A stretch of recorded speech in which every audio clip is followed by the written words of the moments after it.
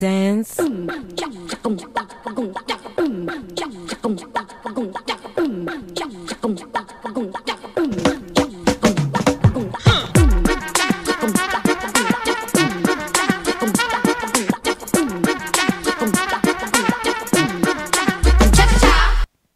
Hi, it's Rachel Karl with RachelKarlOnline.com, and welcome to video number 3 of Super Simple Social Media. In today's video, I'm going to be talking about Social Media 101. And the reason I'm going to do that is because I realize that in the last few videos, I've been telling you about kind of higher level stuff, how to do this, how to do that with your Facebook page, but I haven't really been covering the basics of social media and how to succeed on just a very basic level. So we're going to talk about that today, and then later on in the following weeks, we'll get back to the higher level stuff where we talk about more of the how-tos, how to create content that really engages your audience and generates leads and things like that. We'll also cover how to create a content and an overall marketing strategy with social media. And then we're going to wrap up the series with a live Q&A session where you can ask me any questions that you want that have to do with your specific challenges. So for now, let's get into Social Media 101. And one more thing before I get into it, I want to make sure that you know that this entire presentation is available on my website at RachelKarlOnline.com. All you have to do is enter your name and your email address in that box to the right, and I will instantly send you this whole presentation completely for free. I'm only going to cover a small part of this presentation today, so you can get the rest of it if you download that report. Okay, let's get into Social Media 101. Come on, let's go. So this is a beginner's reference guide to social media, and it's also just how to take advantage of social media in general. You'll be happy to know that with a few basic principles, social media can be simple. With the information in the following pages and a little time, you can build and manage a professional presence that will have enormous value for your personal or business pursuits. Where social media might be this inky black area of confusion for some, or not important to others, a little knowledge can point you in the right direction. Of course, there's far more to know about this subject than what I'm about to talk to you about, but I hope that this will set you on a productive course on your exploration of this really amazing universe that is called social media. So first, when we talk about social media, we need to ask the question, what is Web 2.0? You're likely to hear the terms Web 2.0 and social media being used interchangeably, and that's workable because right now the web has evolved into it's defining a user experience, and social media provides that to anyone surfing the web. So if you're a beginner, you might be happy to hear that even those people who deal in the new internet every day would perhaps have difficulty defining what that means. And what Web 2.0 means is it's the second version of the internet. So it refers to a shift in the way the internet is presented and used by society.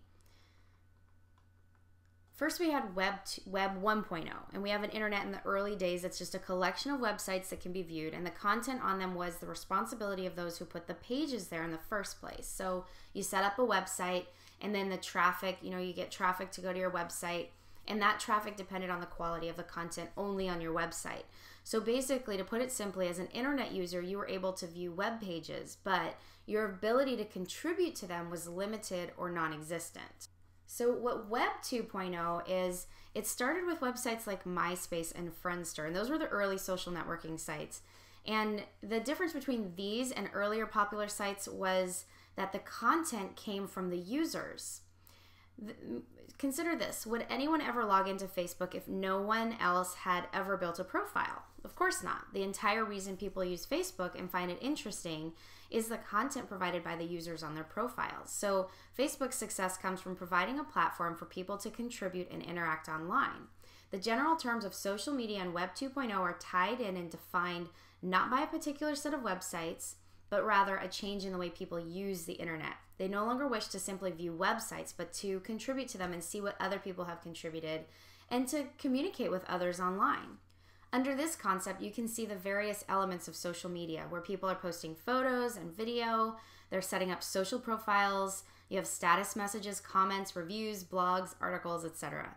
You can see some of these elements represented in many of the most popular sites in the world like Facebook, YouTube, Twitter, Flickr, and MySpace. Social media is a party. So following the above, you may have had a thought occur to you.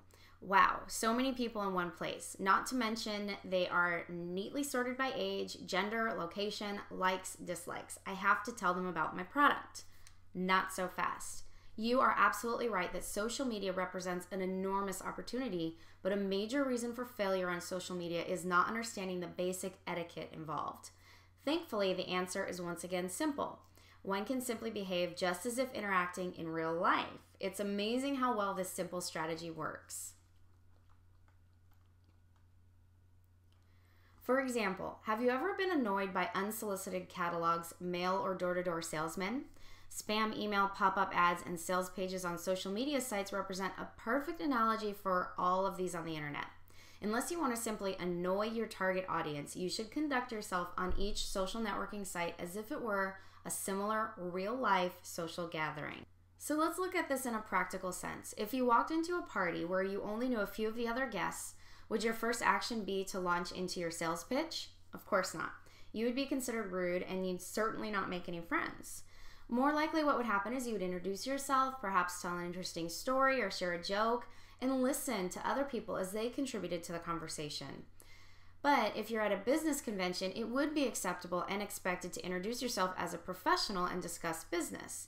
So before you begin interacting online, just like in life, it's really important to observe where you are and who you're talking to, kind of the when in Rome policy. So if you apply this to your online efforts with social media, this strategy will open doors again and again. Another great strategy you can use when deciding what to post and how to interact online is, what problem am I trying to solve for my target customer? If you post content that continues to solve that problem, you're on the right track. So taking this into the social media context, if you're skilled at posting content that your network finds interesting, you will be the life of the party and you'll gain a lot of friends and followers, you'll generate goodwill for your company, and you'll have excellent PR. So the next step would be to take it even further. So let's say you're really popular at a party and you made a lot of new friends. It would be really easy to take that progression to talk about career and work. And then from this, you get contacts and recommendations and word of mouth and all of those things that create meaningful working relationships. So just by applying this really simple strategy, you can be the life of the party and avoid being the salesman at the door, the salesman with the door slammed in his face. So in order to succeed in social media, first build yourself a platform.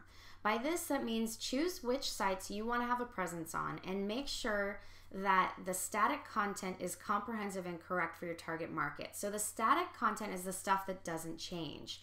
So then once that's done, then you can ensure that you have a consistent flow of dynamic content and that the people you want in your network will find that interesting. So the dynamic content is the stuff that changes every day. It's your status updates. It's a new blog post. It's all that stuff that people will find interesting. New videos, new photos, etc. Even though it's hard to believe, the 2 steps above that I just gave you are all the information that you really need to succeed in the world of social media. If you just follow those 2 concepts, you'll find it really easy to expand your networks and do well.